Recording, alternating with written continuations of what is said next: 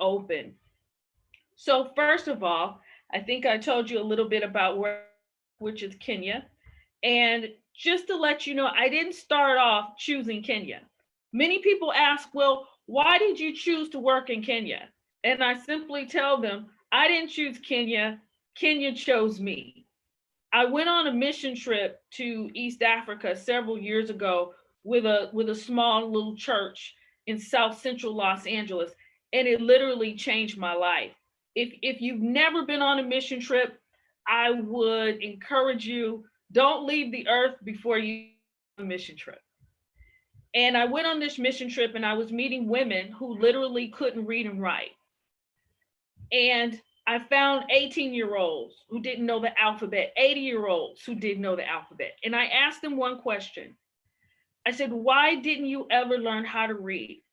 And they told me, well, our husbands, our fathers, and our boyfriends told us that there's no reason for a woman to be educated, that education had no place in the home and it had no place in the communities. So they said, why would you want to go to school? And so I started an adult literacy school for women in a very small village that immediately went from 15 women to 300. Later, they came to me and they said, well, can you open a high school? And I said, well, that's a tall order, but why? Then I find out that children in Kenya have to pay school fees to go to school, because in many parts of the world, education is not free. And if you cannot afford $20 a month or $2,000 a year to send your child to school, what do you do with your child? You send your child to work or you marry your children off. And so we started the high school so that we can help children avoid human rights abuses such as child labor, prostitution, and human trafficking. And so the high school was doing really well. And then one day, my entire life changed. I was reading an article. We can pull up the PowerPoint at this time. I was reading an article in the Kenyan newspaper, and there was a story about a 10-year-old girl who gets married off to a 55-year-old man. And the little girl is given to this man for a dowry price. Okay?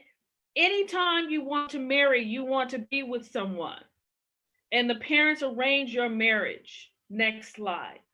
You have to pay an amount of money or goods. So the man pays for the little girl the price of one cow and $40 cash. And before the man gets to marry this little girl, she has to go through female genital mutilation, where in her tribe, they believe if the outer parts of a woman's vagina is not cut, she is considered less than a woman. And so all the little girls in the community have to go through this heinous crime. That's what I consider it. So I'm reading the story further. I found out that there were people in Kenya called rescuers. And the rescuers go out and they find little girls like the 10-year-old who's about to get married. And they literally kidnap the little girls back from the older men the night before the wedding. So this little girl was rescued. This is my first interaction with this type of tribe that does. I find out once the man realized his bride is gone and he wants his cash back, he wants his cow. The family says, we can't give you those things back, so we're going to give you the 6-year-old younger sister to replace the 10-year-old. And as clearly as I'm talking to you, I began to cry, I began to weep, thinking about the fact that a 6-year-old is about to get married to a 55-year-old. And then I started thinking, how does this little girl survive? How does she become a wife at that age? How does she go to sleep every night with an older man who could be her grandfather? And so I heard 3 words that day. And the 3 words that I heard came from the voice of the Lord. And those words were, go get them. And at that time, I didn't understand. I was like, I'm not Oprah Winfrey. I'm not Angelina Jolie. I hear this voice of God saying, go get them. I didn't understand. And so after not being able to sleep for about a week, because those little girls, hearing their stories just haunted me, I realized that something had to be done. I was working in Kenya, but I had no idea where this was happening and who these particular people were. In the continent, several tribes, right? In Kenya, there are 43 different tribes. Each tribe has their own, I guess you call it culture and traditions. And this particular tribe likes to practice early marriage. Not only do they practice early marriage, but they also practice female genital mutilation. Next slide. So the little girl that you were just looking at in the slide is one of the girls that we wanted to rescue. A 12-year-old that was married to, I think the guy was almost 60. We started in our program in I Can Fly International, we started building houses for girls. We wanted to build houses called butterfly houses. So any little girl that was affected by early marriage, female genital mutilation, sex trafficking, sexual violence, HIV/AIDS could come live with us, have a safe place to live, a free education, and try to put them on the path to have a normal life. Next slide. So when you look at these pictures here, this was the first butterfly house that we built in Kenya, East Africa. And we literally had little girls coming from all over the country that were trying to escape different types of human rights abuses. And we took in as many as we could. This particular home was built in 2012. And since then, we have been able to rescue over a couple hundred girls. And some of them, several of them are still in our program. Next slide. So as we began to focus on building the butterfly houses and we started to focus on the education, our program took a turn. And I'll tell you how the HIV/AIDS program and our focus began to change a little bit, or be tweaked, I should say. So around the end of 2017, I'm working in one community with a different tribe, and I get a call about a community that's in Western Kenya near the border of Tanzania. Next slide. And I get a call from a lady who says, I need your help. She says, I live in Western Kenya near the border of Tanzania, and I have several girls, about 20 of them, that are sleeping on the floor in my house. They don't have mattresses, they don't have pillows, they're runaways. And so I found the story kind of hard to believe. I'd never heard anything like this. I'd only seen it on CNN. So I sent a team out to go check on these little girls that were sleeping on the floor in this house. And I began to hear the stories from the team. If you look at the photo of the little girl in the pink skirt on the left-hand side, her name is Anyango. Anyango was at that time 11 years old, and she had just given birth to her first baby because she was married off to a man in his 40s. And that marriage took place because in her tribe, it is the tradition of the women and the men to marry off children, to be able to buy food and bread and send the boys to school while the girls stay at home. And so as I began to hear Anyango's story, I was moved to definitely do something, because I was hearing that Anyango wasn't the only one, but there were several dozens of girls in that community who were facing that same fate. Next slide. So one of the stories that touched me the most was this little girl you're looking at. Her name is Esther. So Esther was one of the little girls that was sleeping on the floor. And so when I saw her picture and I saw like this sadness in her eyes, I said, tell me a little bit about Esther. So Esther runs away from home. She lives in a community that's about maybe 20 miles from where this little house is, where she was sleeping on the floor. Esther's parents allow her to get raped by a neighbor. Esther runs away. No one's listening. No one's trying to help her through this situation where she experienced sexual violence. She runs away. She's sleeping on the floor in this woman's house, and she finds out she's HIV positive. Esther at the time is 12 years old.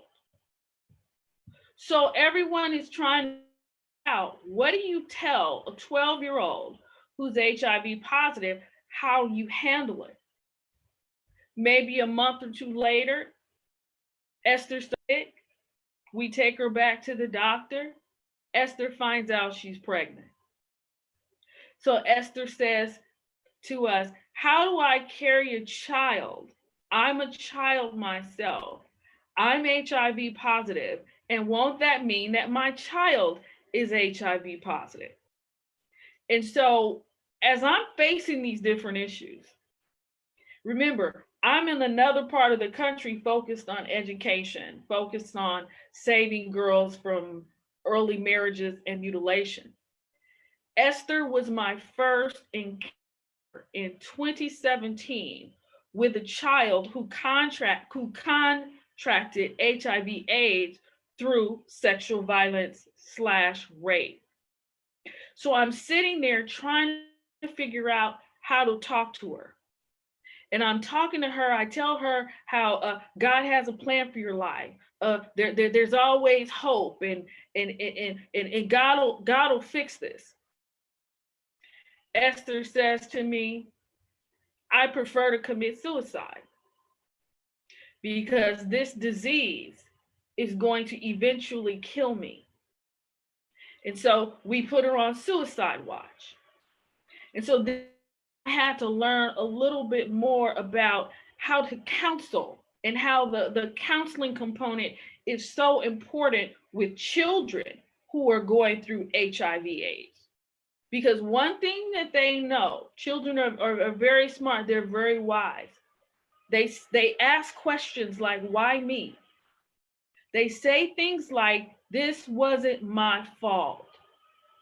And so as we begin to counsel Esther and bring professionals in her life, we were able to find a program in the nearest town, a hospital, who would offer her free HIV medication.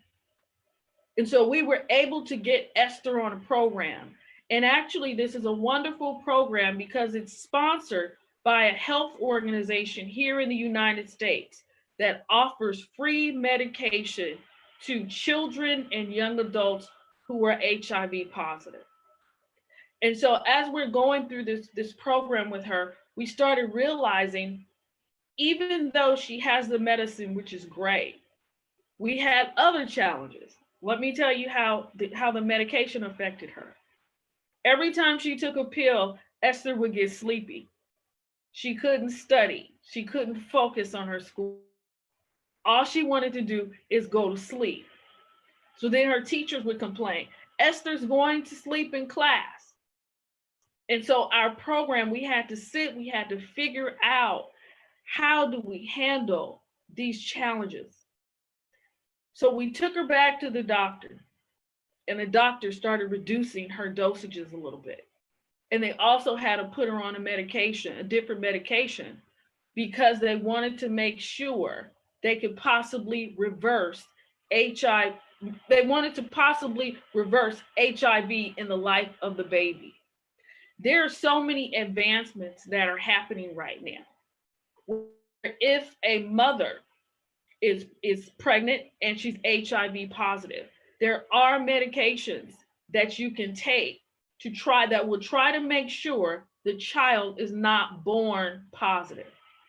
And so when we heard about that breakthrough and we realized that the hospital that was giving us the free meds could help Esther's possibly help Esther's baby, she was happy.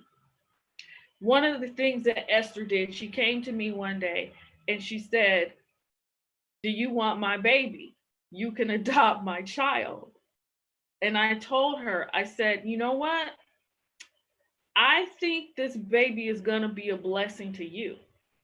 And I'm not going to adopt your baby, but I sure will make sure that you have everything that you need to take care of the child. And we're going to walk beside you."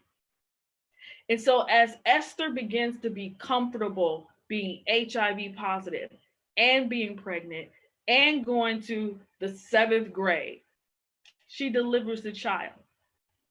She delivers the child, and what the doctor says. They says, as far as we know, as we can see, your child's T cell count is high enough for us to believe that your child is HIV negative. We rejoiced, we were excited, and Esther started loving her baby.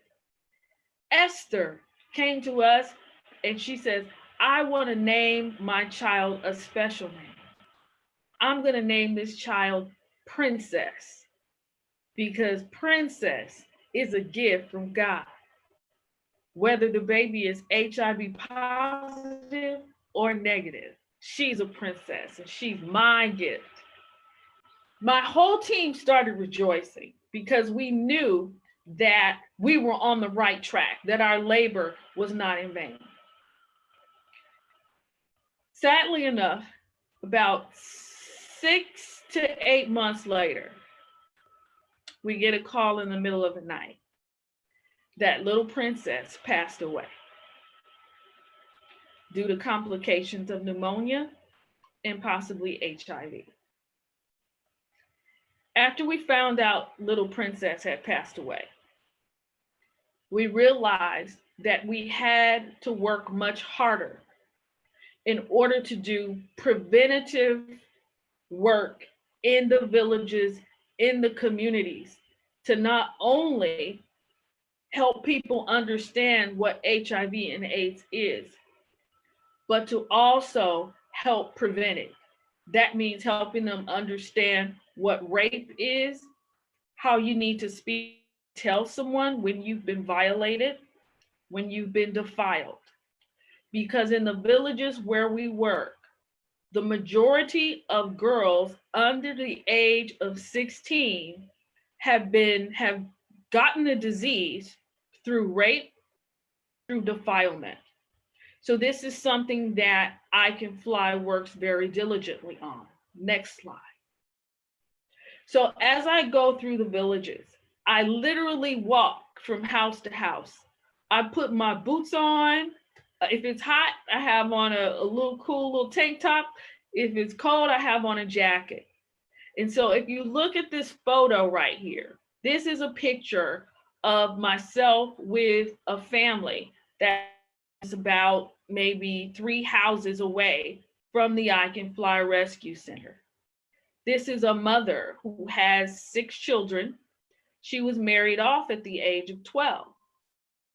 This is her home in the background. And so what I normally like to do is I do house checks. We call them house visits. And I like to see how the women are doing, if they have needs, and oftentimes we try to feed them. I'm going to explain a little bit to you about tribalism. I think I spoke a few minutes ago about how there are 43 different tribes in Kenya and how each tribe has its own culture, its own tradition. Well, in the small community where the rescue center is, there are about 2 to 3 tribes that practice polygamy. Polygamy in the community where we work is one of the main reasons HIV and AIDS is spreading like crazy. I can't even tell you the stats because it continues to change very rapidly. What ends up happening in this community, where you see where I'm standing with the lady, a man can marry as many wives as he can, as he wants to. So, in certain communities like this one, a woman does not feel like she's valued. She does not feel worthy unless she's attached to a man. And so each woman in the village feels like, I need a husband, I need someone to take care of me. Otherwise, I'm not valued. So I don't mind being the first, second, third, fourth, or fifth wife. Next slide. So there is a family that lives next door to our rescue center. And there are five wives and one husband. There are five women in this family who are HIV positive. I'm sorry, four of the wives are HIV positive, as we know, and they live in this house. This home with the blue door is where they sleep at night. The four women sleep on the floor. The man sleeps in the bed, and he chooses which wife he's going to have sexual relations with each night as he chooses. The little house to the right is the kitchen. All these women live together in this home next to the rescue center. They're all HIV positive. The last person that was married in this family, the young lady, is 16 or 17 years old. When one of our staff approached her and asked her, did she know that the whole family was HIV positive? This is what she says. She says, I don't have a problem with it because there's medicine. And as long as there's medicine, then that means I'll be fine. So there are these misconceptions in these small communities where people believe as long as there's a pill, as long as you have ARVs, as long as there's some type of medicine, then you'll be fine. And so they don't realize the total severity of it. You have women in villages and men who believe HIV/AIDS is more like the flu or a cold, and that it's something that will eventually go away. So one of the things that we're working on for our 2020 scope of work, we not only do mentorship outreach programs in villages on self-esteem, mutilation, and early marriage. We're going to add an HIV/AIDS outreach component so that we can begin to educate the villagers on the importance of staying safe, of protecting yourselves, whether you are married or not. Because polygamy in small rural communities, in tribes that practice polygamy, is the biggest spreader of HIV/AIDS. And that's one of the things that I definitely want to tackle in the year 2020. The rate of the deaths continues to go up because one of the things that has stifled people from getting medicine is poverty. When there's poverty, there's no transportation. You can't pay to go to the hospital. And sometimes you don't have fees to pay a doctor or maybe a couple of bucks for a medicine that you might need. And so all these things play a factor in why out of 1.6 million people in Kenya who are living with HIV/AIDS, almost 53% of people don't know they have it until they're close to death because there are complications such as pneumonia, sometimes even malaria. Next slide.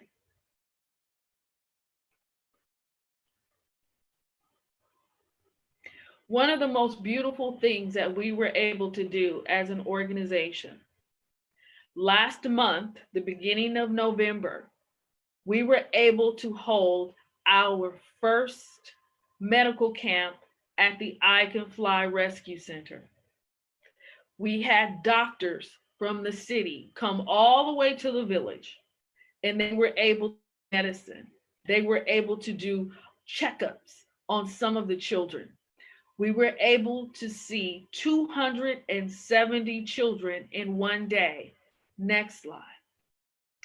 After the doctors checked on some of the kids and they did testing, at the end of the day, and they compiled their records, we found out that 21 of those children are HIV positive.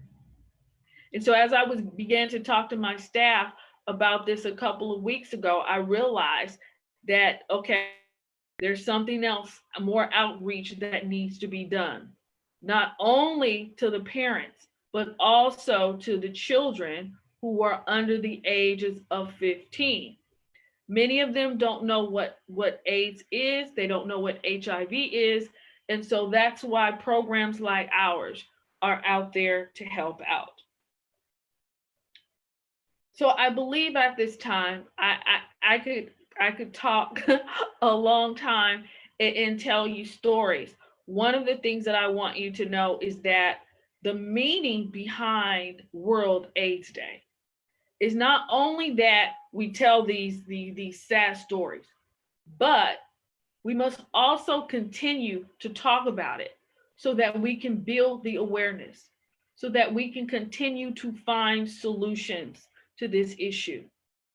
When we go out to these rural communities and we talk to people and we sit down with them and we share, one of the things that they often say is, we feel forgotten. We didn't know anyone cared about us. We didn't realize that there were people who even knew that we were sick.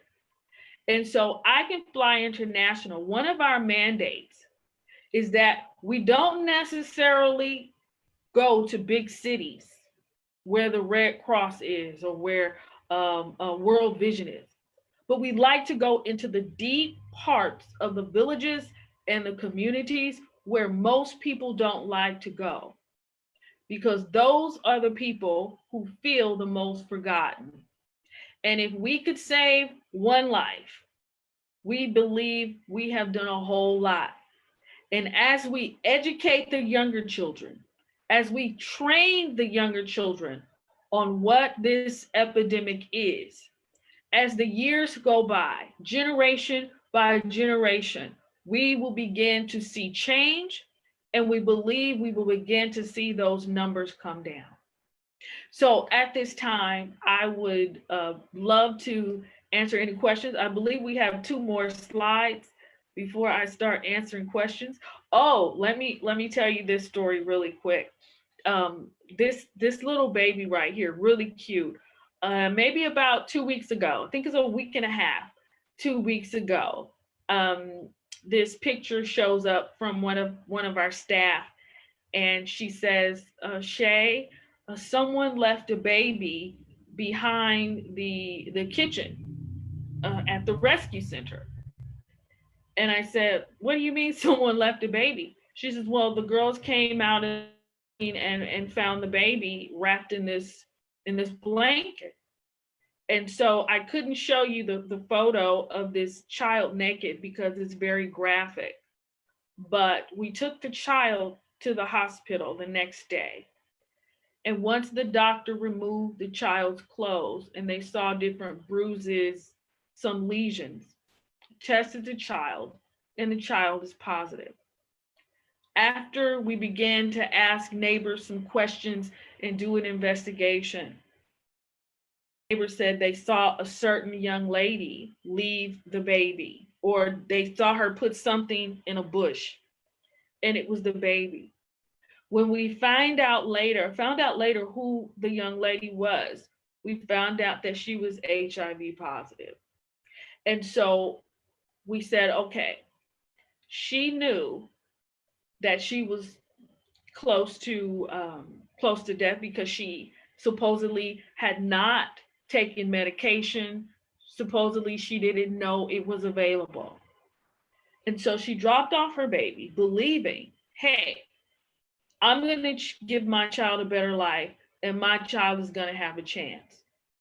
And so, thankfully, we partner with a local hospital that took this child.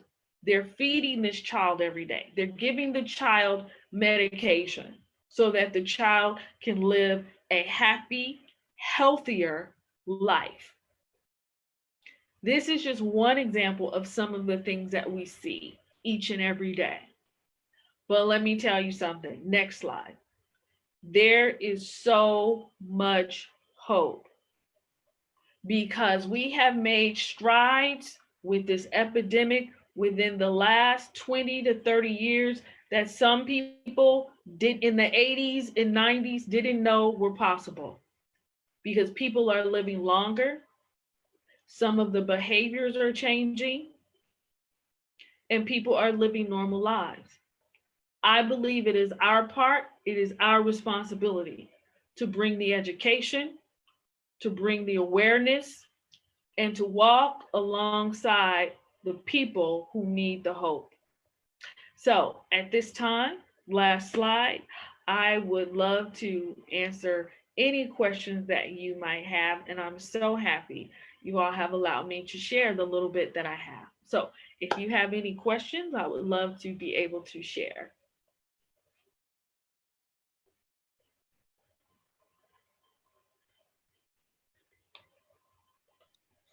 So, Shay, first of all, thank you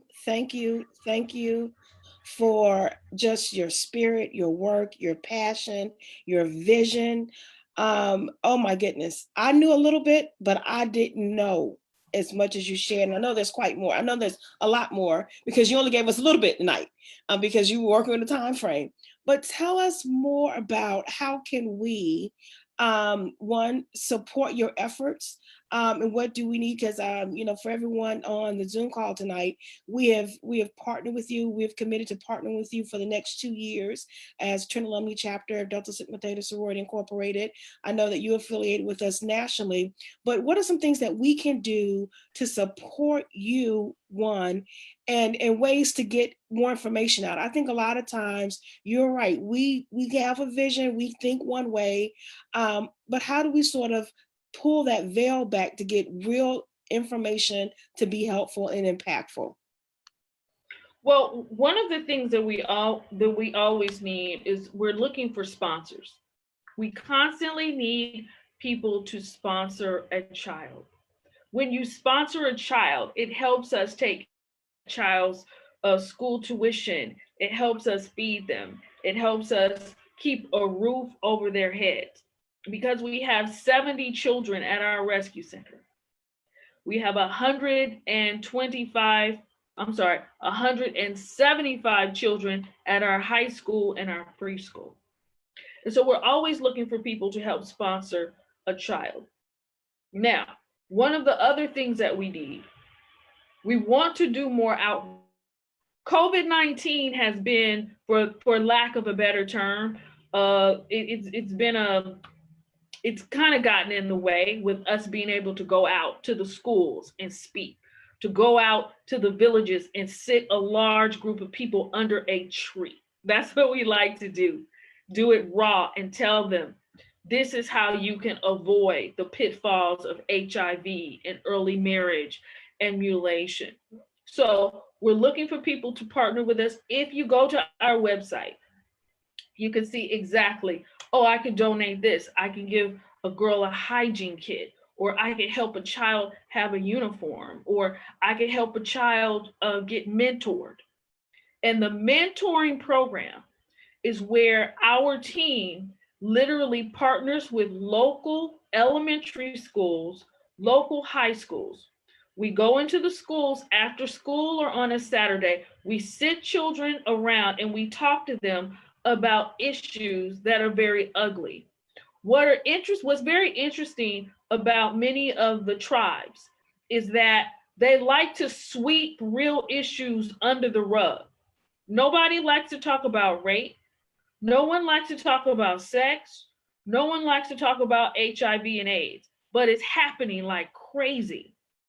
And so the education department and the children's department of family services like what we do when we go out and we talk to girls and boys about how to protect themselves, how to prevent the pitfalls. And so if you go to the website and you under the donation area, the wish list, you can see exactly how you can be a blessing to these children. In 2021, I am looking forward to our Women's Empowerment Project because that's where we are going to go put the women under a tree and we're going to tell them, I understand you're the third wife of this gentleman. I understand you're the fifth wife of this person. But this is how you can protect yourself. This is where you get tested. This is where you get the medication because our children are being left orphans and some of our children being born positive because they simply don't don't know what is happening with their own bodies. So you can take a look at those things on the website, sponsoring a child or helping with a project. One of the things that we're doing in 2020, we're building another butterfly house. And so the new butterfly house that we're planning on building will help us rescue more children. And we're also going to put a small maternity ward in that facility. So when the girls come pregnant, they've been raped, because they've been defiled, they will be able to have a safe place and they will be able to see their children. Okay, we have a couple of questions. So the first one is, are you receiving any assistance from the government to educate communities about HIV and AIDS? I do not receive any government assistance. Those funds from the, I guess you would say, like USAID and some others are very difficult to get. Most of the time, they want to work with organizations who have budgets over $1 million or $5 million, which we are not at that stage financially. We are more or less, they consider us, because we're under of $500,000 a year, they consider us grassroots. So, because of that reason, we don't have that level of funding. But so far, we haven't let it stop us. Amen. Amen. So the next one is, do you have partnerships with any international agencies or United States agencies? No, no. We do not partner with any U.S. agencies. Um, I want to explain something that's very interesting. Our partnerships are with the Kenyan government. Okay, the ones that we do have. That's the Children's Department of Children and Family Services Department in Kenya, and the Guild of Social Workers. That's it. They don't offer us monetary assistance. What they offer us is registration assistance, law enforcement assistance, because we do a lot of rescues. We have a lot of rape cases, and they offer us assistance in terms of that. But in terms of with international organizations, no, we don't. The next question, what happens to the children once they reach the age of adulthood? Okay. So what happens to the child when they finish high school? We come up with what you call a life plan. And the life plan is where we sit down with the child and we ask them what do they want to do after they leave high school. Then we have to check their grades. We have to see how they did, how they performed in school. And depending on how they perform, we automatically assist them in going to a college or 4-year university. In some instances, we help girls and boys go to trade school, where some of them learn mechanics, some of them learn how to be a hairstylist, and then some of them start their own little businesses on the side. And then we also have a program where children can come back, go to school part time, and they also can be a teacher's assistant at our school. So we have a whole a whole program that happens with kids. We have what you call the I Can Fly Alumni Association. And so every child that finishes high school with our school or our program, they automatically become a part of the Alumni Association. Therefore, they have access to counselors at our school. They have access to teachers to help guide them through the process of continuing their education and, in some instances, of getting a job.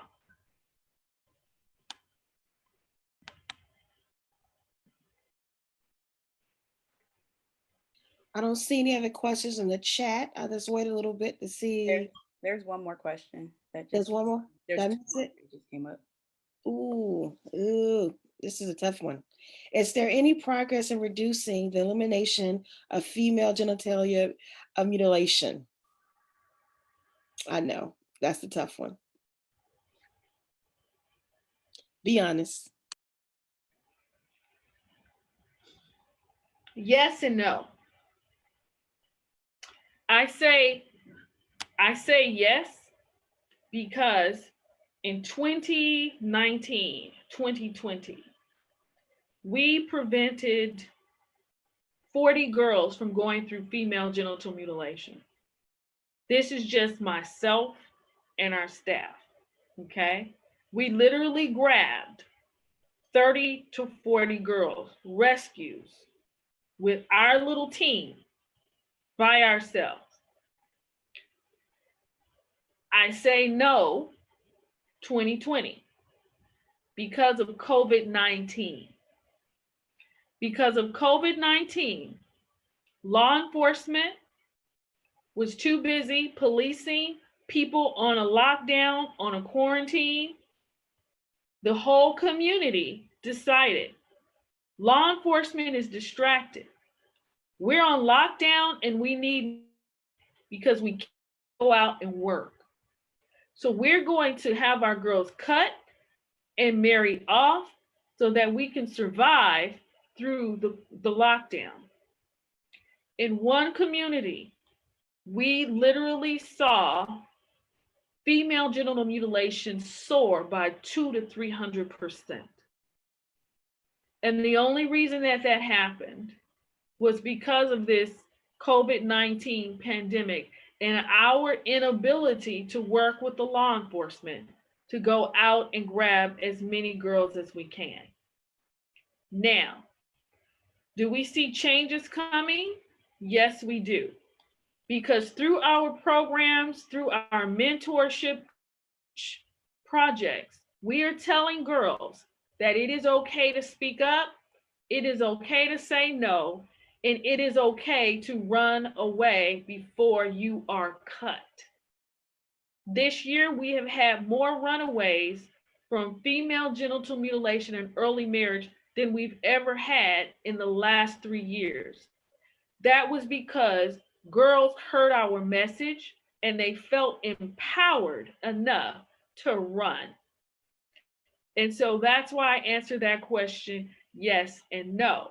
We have a program right now called Girls on the Run, and you can go to our website at icanflyinternational.org and you can see it.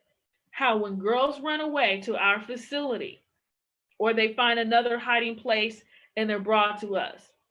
These Girls on the Run program are literally girls who have enough courage, some of them as young as 9 years old, to say, I was raped, I was mutilated, I was defiled.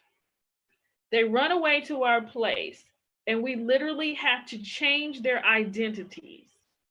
We hide them in our program where they go to school far away. No one knows where they are. And we have to escort them to court because they told who the perpetrator is, who is on trial. And they have to be escorted with guns and police officers and the I Can Fly staff in order to keep them safe. That is one of the most, I'm so proud of that project because change is not easy.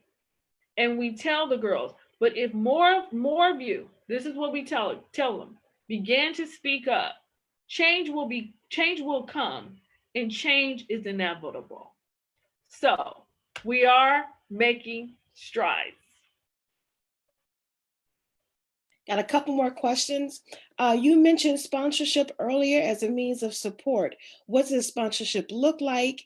And also, what can or what does financial contributions look like? Oh, okay. Well, the sponsorship is where a person will sponsor a child for $68 a month or $800 per year. And that sponsorship covers shelter, electricity, water, 3 meals per day, school tuition, basic medical care, counseling, enrichment activities, and many things that children need just to survive: deodorant, sanitary pads, underwear, bras, lotion, everything you name it. We take care of that child from beginning to the end when there is a sponsorship. I often tell people it's one of the most beautiful parts of our program because you're able to build a relationship with a child. So once the individual or the group starts a sponsorship, they'll get a profile of the child, what they look like, what they've been through, and then they'll get a letter every year.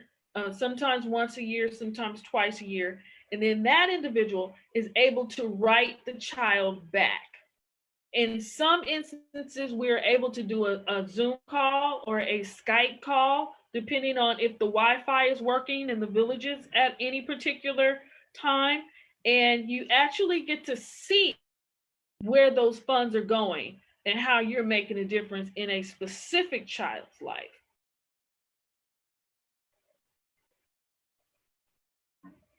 I'm muted. The next one is, are there opportunities for partnerships with pharmaceutical companies or teaching institutions, such as medical or public health programs? That's something that I'm not quite privy to. For we're not medical practitioners in any sense.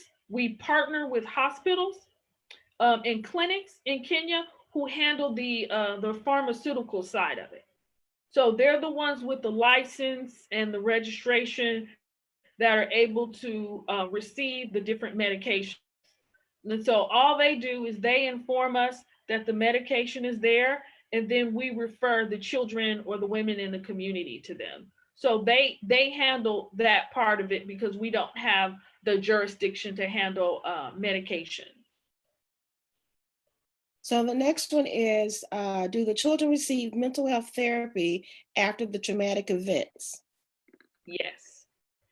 Yes, we have a counselor on our team who, when the child first arrives, we of course give them something to eat, drink, sit them down, and have a preliminary conversation to make them feel, of course, very calm. And then the next day, we go into somewhat of a questionnaire, and the counseling program begins.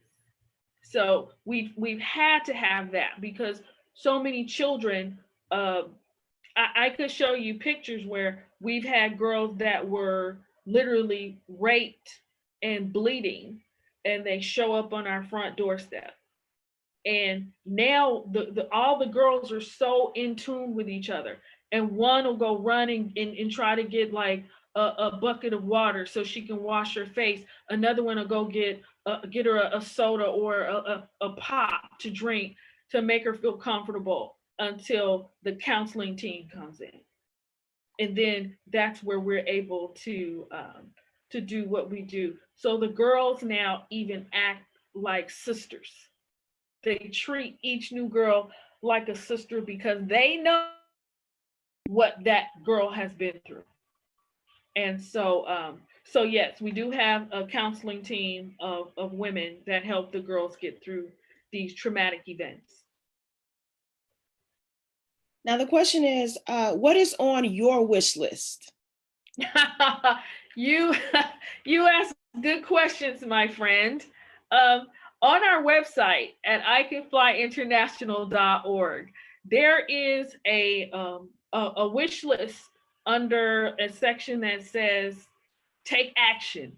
There's a whole wish list. My wish list, I need 2 more butterfly houses. I need a van to transport girls to and from hospitals, court appearances. I need a printer. I need so many things are on that list. More uniforms, more sanitary pads.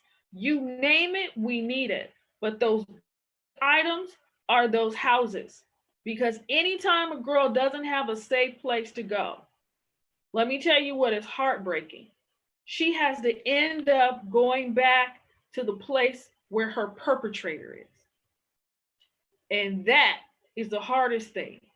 But when there's space in the butterfly house, you better believe her life is changed because she never has to see such atrocity and trauma again in her life.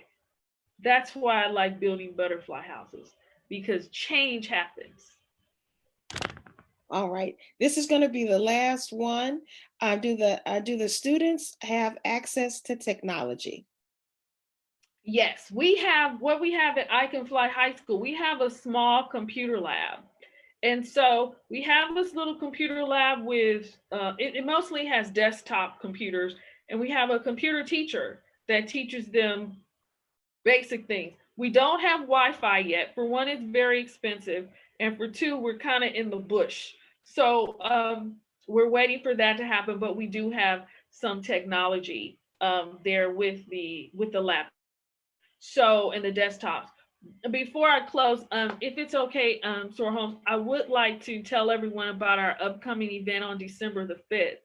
And so every year we're to an event we call Coming to America, where we bring Kenyan culture, we bring Kenyan programs to America. And this year, we're going to have a program called Power in Our Voice, where on this Saturday, December the 5th, at 1 o'clock p.m. Eastern Standard Time, you're going to be able, it's a Zoom event, you're going to be able to meet the girls live from Kenya.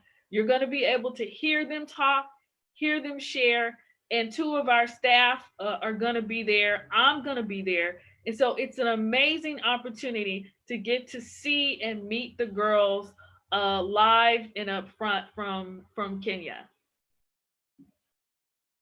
So if you would just share that with us, and we can pass that along so we can support you. And also, I just want to remind everyone it is Giving Tuesday. So if you could go, we did put her website on the chat, in the chat. So if you're so moved to go ahead and visit her website, because it is Giving Tuesday today, and support the I Can Fly International Program in Kenya, Africa. Listen, Short Givens, we're just so happy that you were able to put us in your schedule. I know you've been a busy woman trying to keep your vision alive and meaningful and impactful. We were blessed by your time, and you know that we've already said we're going to commit 2 years to supporting you and everything that you're doing. I call it your ministry, your vocation, your calling. So we just say thank you, thank you, thank you. And I will just turn it over to SOAR President Carmichael to just wrap it up for us.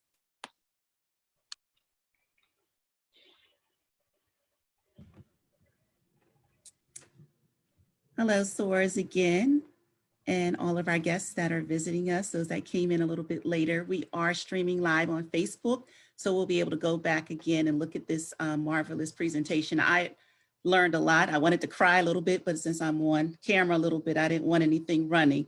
But I just applaud you for your work that you're doing. Without you, I'm sure, you know, some things would not happen. And so I'm just applaud you for all of the efforts that you're doing over there. Are you in Kenya now? I'm sorry if I missed that, because that means you're on a different time zone. I am in Los Angeles because Okay. the borders, COVID-19 shut the borders in Kenya. Okay. In America. Okay. I didn't know. I was like, is it probably like 4 o'clock in the morning there? We didn't know. You look good.